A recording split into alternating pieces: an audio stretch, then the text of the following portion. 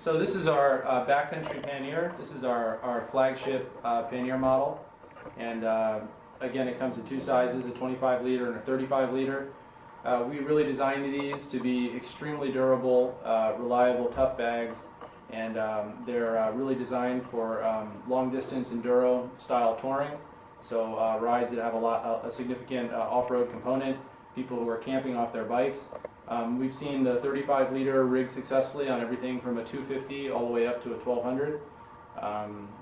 So it works on a wide variety of bikes. We've outfitted a lot of bikes in the 690, 600 class with these as well. So it's a really versatile bag. It expands and contracts very well. And I'm just going to walk through the main features of the bag, construction, things like that. Kind of a central premise of our design for this bag is a two-bag system. So there's an outer bag and then a totally separate inner bag. And the reason we do that is because the inner bag is made from a welded seam vinyl PVC material. So it's basically a kayak dry bag, and it's totally separate from the outer bag, which is made of really tough abrasion-resistant materials. And the idea between having two different bags is that if you're dropping the bike or you're going through areas that have a lot of tree branches and brush and stuff like that, all of that abrasion is happening out here on the outer bag, and your inner bag stays intact. And as long as the inner bag is intact, then your stuff is going to stay dry if you're doing river crossings or it's raining or whatever. So all of the materials, all of the surfaces that you see here that are black are made from ballistic 1680D nylon. We have then here a 22-ounce vinyl material, and there are several different layers in each one of these panels. For example, this Beaver Tail is made from 1680D ballistic nylon on the outside, a layer of foam on the inside, and then a layer of vinyl on the back side. Then we have a layer of vinyl, and then a hard internal stiffener that's made from polyethylene, and then a foam layer, and then finally a liner layer. So there are many, many different layers. Oh, and that liner layer is the inside liner of the outer bag. And then finally there's our waterproof liner, which is inside of all of that. So unless you really go for a high-speed pavement slide or something like that, where there's a tremendous amount of heat generated on the outside of the bag, pretty much that inside liner is totally protected. Something would have to get through 7 or 8 different layers of fabric and stiffeners in order to damage that inside liner. And as long as the inside liner is intact, your stuff stays waterproof. So you can see on the front of the bag here, we use metal buckles, these metal clips, which can be connected or disconnected as needed. And the reason we use metal there is because we didn't want to have any plastic buckles on the outside of the bag, because plastic buckles tend to break when the bike gets dropped on top of the bag. So we use metal buckles there, so they're really tough. On the leading edge of the bag, we have 3 strips of MOLLE. Our MOLLE panels, and this is true on all of our bags, are made from Hypalon, which is a really, really tough and abrasion-resistant material. It's the same stuff they use on like military rib boats and stuff like that. And then we use bar tacking here for all of our stitching, and nylon webbing for the actual MOLLE strip. So this is a really, really tough MOLLE panel. We have one on the leading edge of the bag, one on the bottom edge of the bag, and then on the back of the bag we have a pocket. This is how it opens. There's a compression strap on top, and then 2 compression straps on the side, and then you unroll it like that.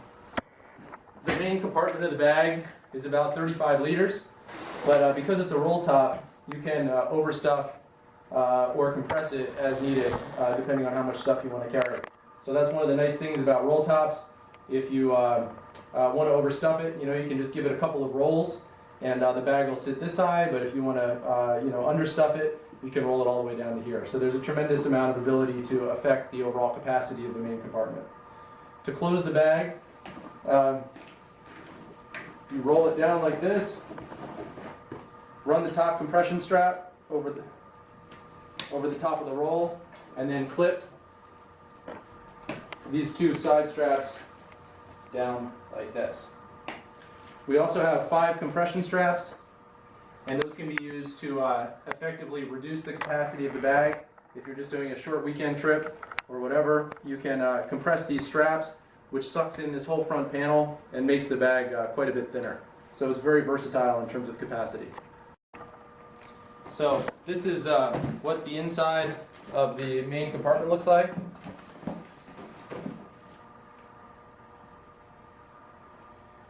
And this is what the internal liner looks like when it's removed from the bag.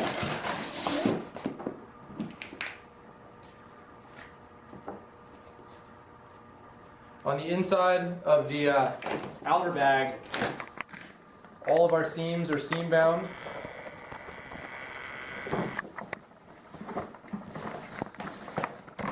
Here's an example of a seam bound seam. So there you can see the two panels of fabric were attached, and then a separate piece of webbing was applied over the outside of the seam and also sewn. It's a really, really durable way of attaching seams. On the liner, this is made from 22-ounce PVC, so this is a kind of a standard kayak dry bag type material. All of the seams are welded, so totally 100% submersible level waterproofness. We also put these buckles on the liner. The reason we did that is that way you have another closure system. So this bag can be removed from the outer bag, like if the outer bag is covered in mud and you don't want to take it inside your tent, or you don't want to take it inside your hotel room or whatever, then you can just pull the liner out and you can use that. So a really cool feature of the backcountry bags is this thing here. This is called the Beaver Tail, and this performs a couple of different functions. First of all, it provides a nice even compression surface for the front of the bag. So we have these 5 compression straps and then this one central top compression strap, and when all of those are tightened, it pulls this against the load, giving a nice even compression surface. The next thing it does is it provides a really good armor surface. When you drop the bike, it's the first thing that hits the ground. Again, that's why we use the metal buckles and the 1680D ballistic nylon. So if you do go down and have a pretty nasty crash on the Beaver Tail, and you're on maybe pavement or like slick rock or some kind of a surface that is going to cause a lot of heat and abrasion, and you end up actually scratching or tearing this outer surface, we put these, made all these buckles so they can be removed, and this entire assembly can be bent and folded away from the bag, and this can be patched. So you can run it through have somebody run it through a sewing machine, or if you have a kit, you can sew a patch on yourself.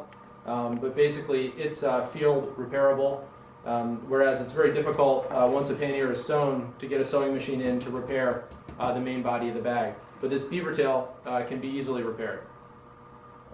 So the Beaver Tail is also a really awesome quick stash spot for things that you maybe don't want to put in the main body of your pannier, or things that you acquire along the way in your trip.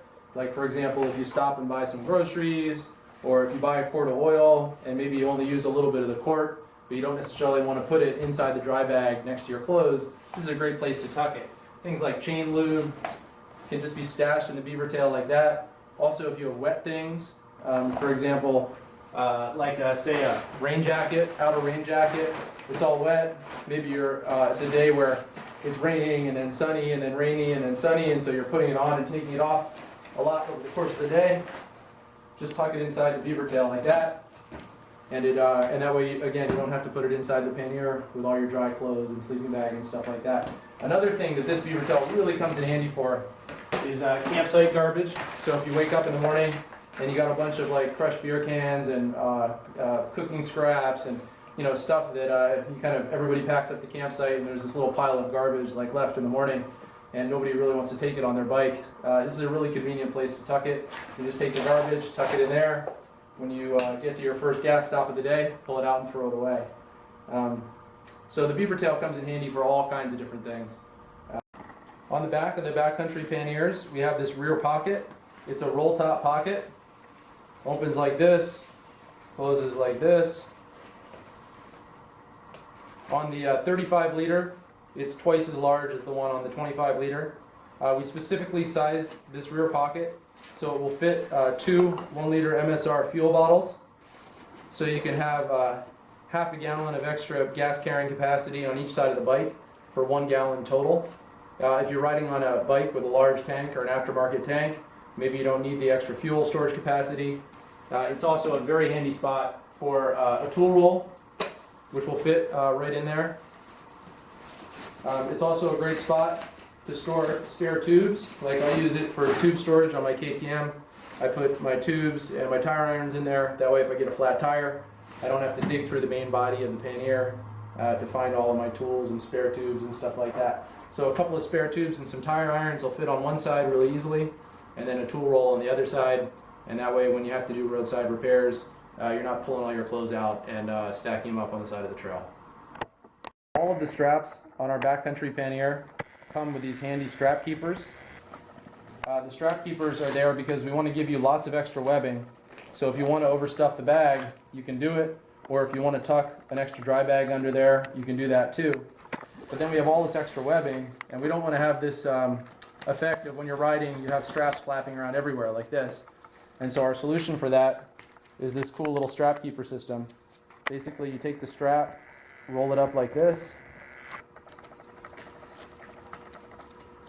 and when you get close to the buckle, take the strap and tuck the Velcro around the main strap, and then your excess strap length sits there very tightly and doesn't blow around in the wind when you're riding.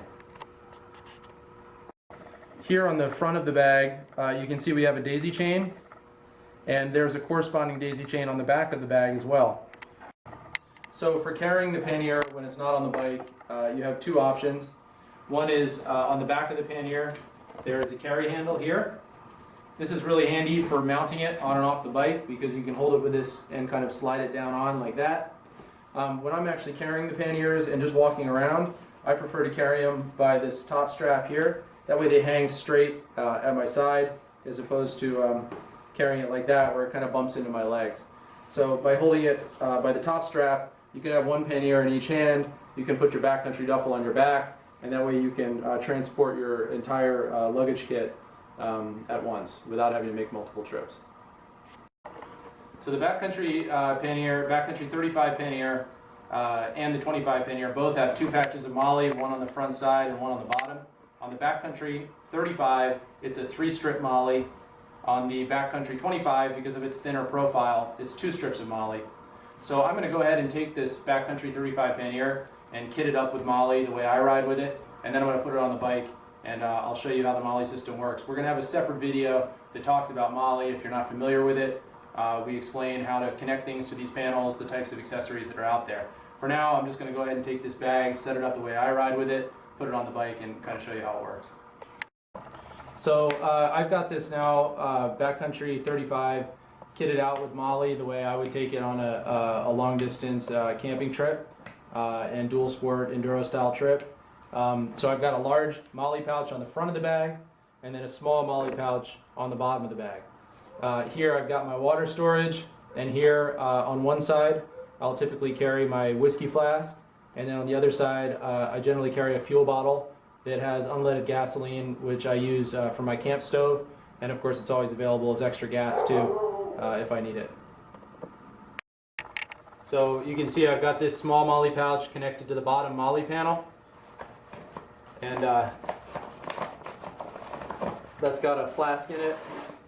It's a 750 milliliter flask which fits in there really well. Alternatively, you can also put a 1 liter fuel bottle in there.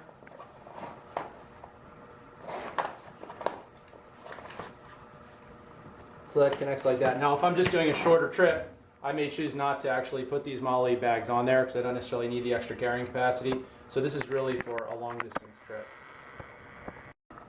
So on the front of the Pannier, on the front MOLLE panel here, I've got our large MOLLE storage pouch. This thing will fit 2 fuel bottles, tools, tubes, things like that. Personally, I use mine for water storage. What I've got in there right now is a MSR Dromedary water storage bag.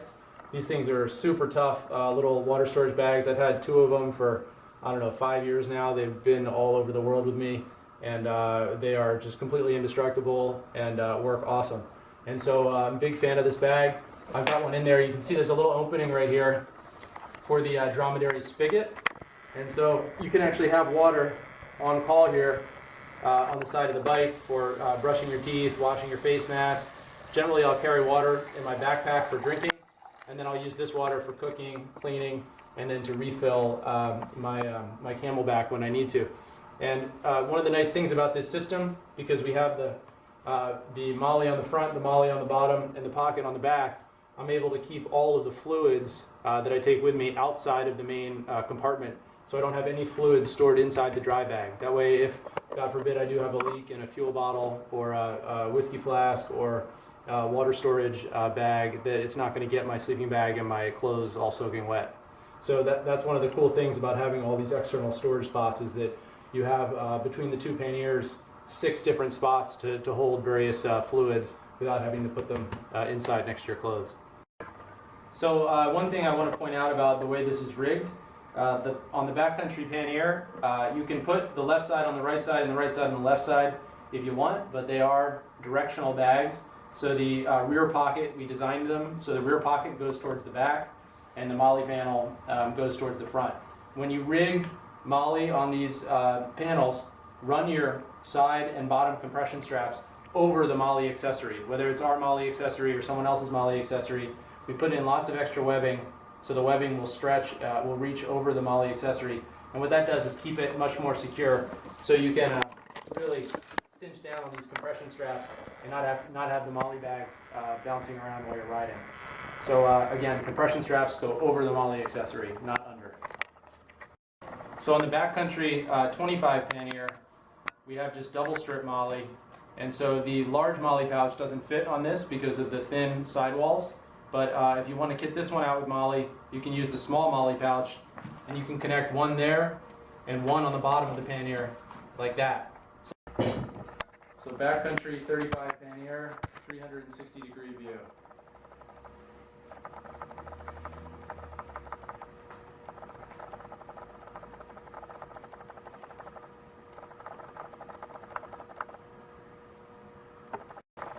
Backcountry 25 Pannier, 360-degree view.